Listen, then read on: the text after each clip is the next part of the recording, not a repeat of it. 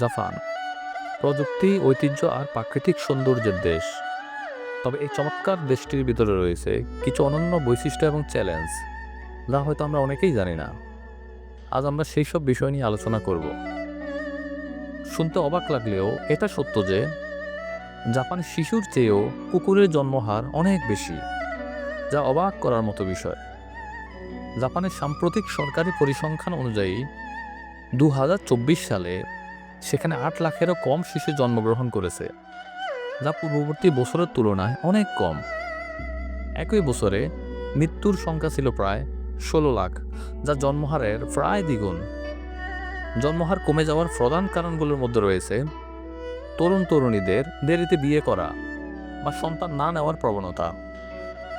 এছাড়াও জাপানের কঠোর অভিবাসন নীতিও জনসংখ্যা হ্রাসে ভূমিকা রাখছে। এই পরিস্থিতি মোকাবেলায় জাপান সরকার জন্মহার বাড়ানোর জন্য বিভিন্ন প্রণোদনা প্যাকেজ ঘোষণা করেছে। আত্মহত্যার উচ্চ হার।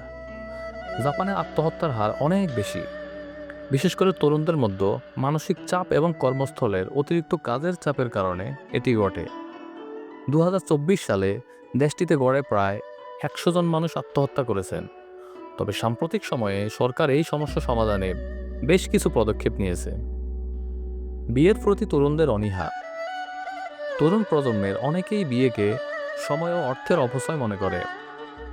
প্রযুক্তির প্রতি আসক্তি এবং ব্যক্তিগত স্বাধীনতার চাহিদা তাদের অনেককে অবিবাহিত থাকতে উদ্বুদ্ধ করেছে। শিক্ষা ব্যবস্থার চাপ। জাপানের শিক্ষা ব্যবস্থা বিশ্বের অন্যতম কঠিন। প্রতিযোগিতামূলক পরীক্ষাগুলোতেও ভালো ফল করার জন্য শিক্ষার্থীদের প্রচণ্ড চাপ থাকে।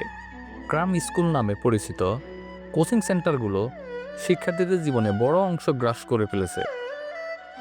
ব্যয়বহুল জীবনযাত্রা। জাপানের শহর এলাকায় জীবনযাত্রার খরচ অত্যন্ত বেশি, বিশেষ করে টোকিও, ওসাকা এবং ইয়োকোহামার মতো শহরগুলোতেও আবাসন, পরিবহন এবং খাদ্যের খরচ সাধারণ মানুষের জন্য চ্যালেঞ্জ সৃষ্টি করে। ঠিক পর্যালোচনা করে আমরা দেখতে পাই যে জাপানের কিছু কালো অধ্যায় রয়েছে যা আমাদের জানা নেই। যেমন নানকিং গণহত্যা।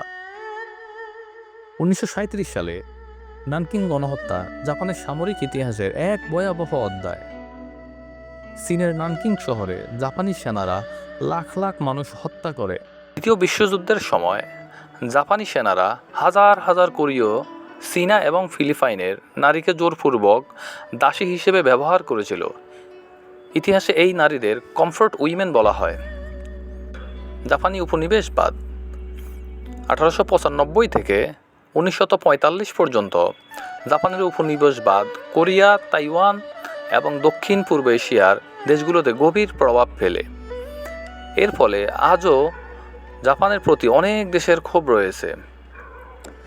জাপান একটি রহস্যময় দেশ। এর চমৎকার সংস্কৃতি, ঐতিহ্য এবং উন্নত প্রযুক্তির পাশাপাশি আছে কিছু গভীর সামাজিক এবং ঐতিহাসিক চ্যালেঞ্জ। আপনি জাপান সম্পর্কে কী মনে করেন? কমেন্ট করে জানাতে ভুলবেন না।